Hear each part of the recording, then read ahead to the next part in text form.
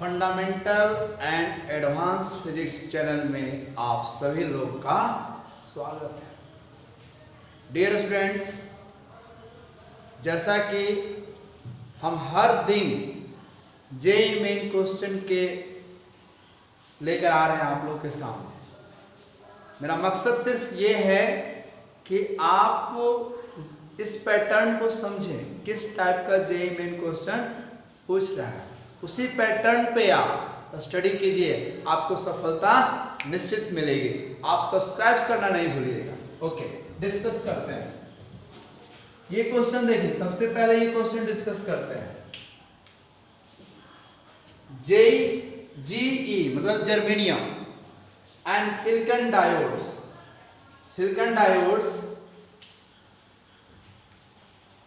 Diode starts conducting. ये conduct करना कब स्टार्ट करता है? ये सिलिकॉन डायोड है और जर्मेनियम डायोड है। स्टार्ट्स कंडक्टिंग कब कंडक्ट करता है? ये 0.3। यदि 12th क्लास में आप लोग डायोड सेमीकंडक्टर फिजिक्स में पढ़े होंगे तो ये 0.3 वोल्ट पे इस क्वेश्चन में दिया हुआ है।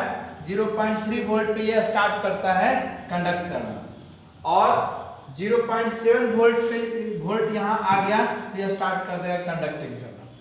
ठीक है, respectively as shown in figure. If germanium diode connecting reverse bias, then connecting reverse, सिर्फ रिवर्स समझो, connecting reverse, then value of V naught change by. अभी जैसे ये फिगर है तो बहुत ही सिंपल क्वेश्चन है, तुमको देखने में लग रहा है उटपटांग क्वेश्चन, लेकिन बहुत ही सिंपल क्वेश्चन है ये। अभी इसका जो फिगर है, इस फिगर के अनुसार हमको V नॉट का वोल्टेज निकालना है। V नॉट का वोल्टेज निकालना है। यहाँ पे ग्राउंड किया हुआ है, यहाँ पे ग्राउंड किया हुआ है, तो इसके बीच का पोटेंशियल डिफरेंस जो होगा वो V नॉट के बराबर। ग्राउंड का पोटेंशियल कितना? 0। ग्राउंड का पोटेंशियल क्या ले लिए? 0। तो ग्राउंड का पोटेंशियल और इसके बीच का जो पोटेंशियल डिफरेंस होगा वही हमारा क्या हो जाएगा? इस फिगर का पोटेंशियल डिफरेंस हो जाएगा। तो अभी हम यहाँ पे इसका पोटेंशियल डिफरेंस निकालते हैं। तो यहाँ किसका कट इन वोल्टेज किसका कम है? इसका कट इन वोल्टेज कम है, तो ये कंडक्ट करना स्टार्ट कर देगा। इससे पहले ये कंडक्ट करना स्टार्ट कर देगा, तो कंडक्ट करना स्टार्ट कर देगा। इसके पास वोल्टेज उतना नहीं जा पाएगा, यहाँ से कंडक्ट करना, तो इनिशियली ये क्या रहेगा? इसके पास करंट जाएगा ही नहीं जाएगा। तो ये 12 वोल्ट का बैटरी दिया हुआ है, ये 12 वोल्ट का बैटरी दिया हुआ है। तो इनिशियली V नॉट का वैल्यू क्या होगा? इनिशियली V नॉट का वैल्यू क्या होगा? तो V नॉट का वैल्यू 12 वोल्ट बैटरी का, 12 वोल्ट बैटरी का, और यहां से ये गया सिलिकॉन में कितना ड्रॉप होगा? 0.3 माइनस 0.3 वोल्ट ड्रॉप करके यहाँ पे ये पहुंच जाएगा। इस रास्ते से ऐसे गया और ऐसे पहुंच गया। यहाँ पे इनिशियली नहीं जाता है, क्यों? क्योंकि इससे ये 0.7 पे कंडक्टिंग करना स्टार्ट कर रहा है और ये 0.3, तो पहले ये स्टार्ट हो जाएगा। ठीक है, तो V नॉट का वैल्यू कितना हो जाएगा? 12 माइनस 0.3 यानी 11.7 वोल्ट। 11.7 वोल्ट। इसी क्वेश्चन में क्या कहना है? If germanium diode connecting reverse, इस जर्मेनियम डायोड को रिवर्स कनेक्ट कर दिया। जर्मेनियम डायोड को रिवर्स कनेक्ट करना स्टार्ट करेंगे। ये रिवर्स कनेक्ट कर दिए, जर्मेनियम डायोड को रिवर्स कर दिए, इसको ऐसे कर दिए, लो इसको ऐसे कर दिए, तो ये रिवर्स हो गया। रिवर्स हुआ तो इसके क्रॉस ड्रॉप आ जाएगा। अब इसके क्रॉस क्या हो जाएगा? ड्रॉप आ जाएगा। ठीक है, तो जब रिवर्स करेंगे तो इसके क्रॉस ड्रॉप आएगा, वो कितना आ जाएगा? तो V नॉट का वैल्यू निकालेंगे 12 माइनस 0.7। इसके लिए थ्योरी बहुत अच्छे से क्लियर होना चाहिए, थ्योरी पेपर क्लियर है तो बहुत ही सिंपल कर दो। देखो 2 लाइन में ये बनने वाला है, तो ये कितना आ गया? 11.3 वोल्ट। पहले से जब वो जो रिवर्स नहीं किए थे तो 11.7 वोल्ट V नॉट का वैल्यू, अब आ गया 11.3। Then then the value of V naught change by, कितना से चेंज करेगा, कितना से चेंज करेगा, तो कितना से चेंज किया, कितना से चेंज किया, पहले था 11.7, पहले था 11.7 वोल्ट और बाद में आ गया 11.3 वोल्ट, तो कितना 0.4 volt change, 0.4 volt. Is it right answer? यही इसका आंसर है। देखिए कितना सिंपल क्वेश्चन था ये, 2 लाइन में ये क्वेश्चन सोल्व हो गया। लोग सेमीकंडक्टर फिजिक्स नहीं पढ़ते हैं, मॉडर्न फिजिक्स नहीं पढ़ते हैं, कहते हैं बहुत टफ है ये, शुरू में इलेक्ट्रोस्टैटिक बढ़िया से पढ़ लिए, जाते जाते एनर्जी लॉस हो गया, वहां पढ़ना भूल गए। ऐसा नहीं करना है, प्रत्येक चैप्टर को आपको अच्छे से कमांड करना, किस चैप्टर से क्वेश्चन पूछ देगा और कितना सिंपल क्वेश्चन पूछ देगा आपको इसका अंदाजा नहीं है, किसी को अंदाजा नहीं है। इसलिए आप प्रत्येक चैप्टर को अच्छे से स्टडी करने की कोशिश कीजिएगा, ठीक है। और ये सब चैप्टर तो बहुत ही सिंपल और बहुत ही सिंपल क्वेश्चन देता है, बहुत सिंपल कंसेप्ट से आप इजी गोइंग में बना लेंगे, टाइम्स में भी कम लगता है, बनना होगा तो 1-2 सेकंड में बन जाएगा। समझ में आया बात? ओके, आप इसको नोट कीजिए, इरेज करते हैं। ओके,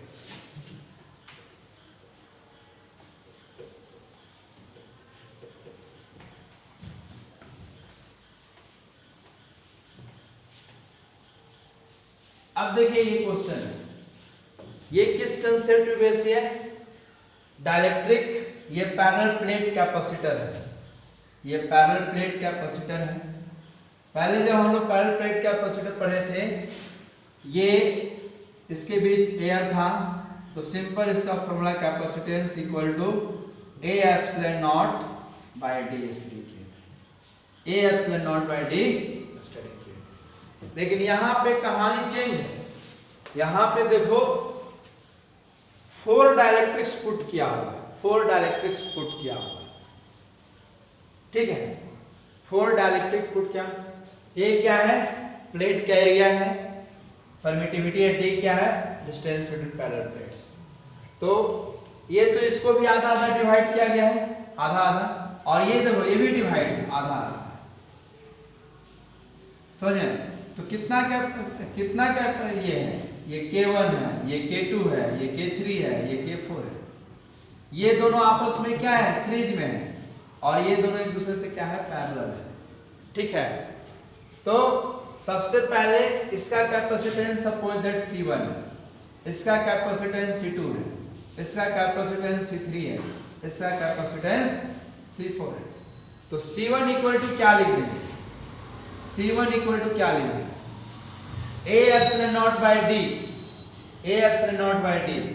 तो जब परमिटिविटी डालते हैं, परमिटिविटी ऑफ मीडियम, तो डाइलेक्ट्रिक कांस्टेंट क्या होता है? Permittivity of medium, dielectric constant relative permittivity, A K epsilon naught by D, A K epsilon naught by D.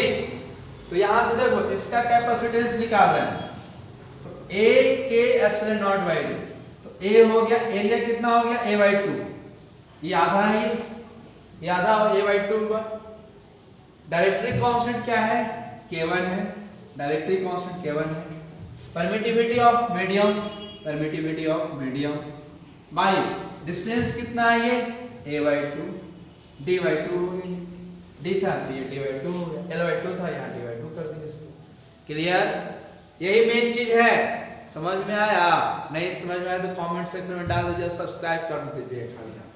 ये C2 इज इक्वल टू क्या, सॉरी इसको सोल्व करते हैं। C1 is equal to A K1 epsilon naught by 2, और ये 2 ऊपर चला जाएगा, D नीचे रह जाएगा, ये कैंसिल हो गया। तो C1 इज इक्वल टू क्या हो गया? A K epsilon naught by 2, ये कैपेसिटेंस आया इसका, और सारे कैपेसिटेंस इसी तरह है, सारे जो डाइलेक्ट्रिक कांस्टेंट इसी तरह भरा हुआ है। तो सिमिलरली क्या? सिमिलरली सबका हम वैल्यू लिख देंगे। इसको इरेज करते हैं, एक बार स्क्रीनशॉट ले लीजिए इसका, ठीक है। अब देखिए सिमिलरली सबका हम वैल्यू लिखेंगे। सिमिलरली C2 का क्या होगा? C2 का आइडेंटिकल है सब कुछ, सिर्फ डाइलेक्ट्रिक कांस्टेंट चेंज है, बाकी सिर्फ साइन साइन सब सेम है। तो A K2 ये K1 होगा, A K2 epsilon naught by D, C3 A K3 epsilon naught by D, उसी तरह C4 ये सिमिलरली हुआ, ये क्या है सिमिलरली, ठीक है ये सिमिलरली है, C4 A K4 epsilon naught by D, A epsilon naught by D, ठीक है। अब देखो, अब K1 और K2 यानी C1 और C2 क्या है सीरीज में है, तो सीरीज का क्या इक्विवेलेंट होता है, हम इसको स्टडी किए हैं इलेक्ट्रोस्टैट्स के कैपेसिटेंस चैप्टर में, हम ये स्टडी किए हैं कॉम्बिनेशन ऑफ कैपेसिटेंस। तो सीरीज के केस में क्या होगा, तो C1 and C2, C1 and C2 are in series,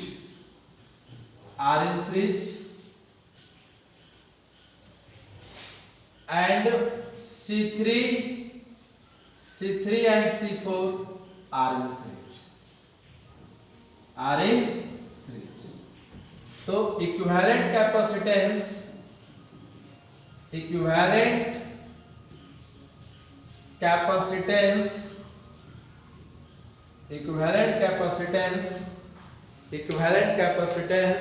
between C1 and C2, series में है, तो क्या हो जाएगा C1 C2 divide by C1 plus C2 divide by C1 plus C2, clear हुआ। सिमिलरली ये इक्विवेलेंट 1 हो गया, सिमिलरली इक्विवेलेंट 2 निकलेगा, इक्विवेलेंट 2 डबल डैश, इसका C3 एंड C4 सीरीज में है, तो ये C3 C4 divide by C3 plus C4 divide by C3 plus C4, clear हुआ, divide by C3 plus C4, ये दोनों और ये दोनों क्या है पैरेलल में आपस में, इसको एक बार नोट कीजिए,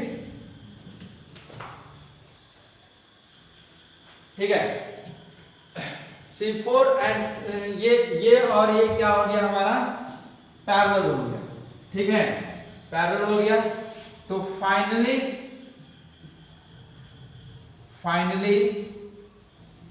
इक्विवेलेंट कैपेसिटेंस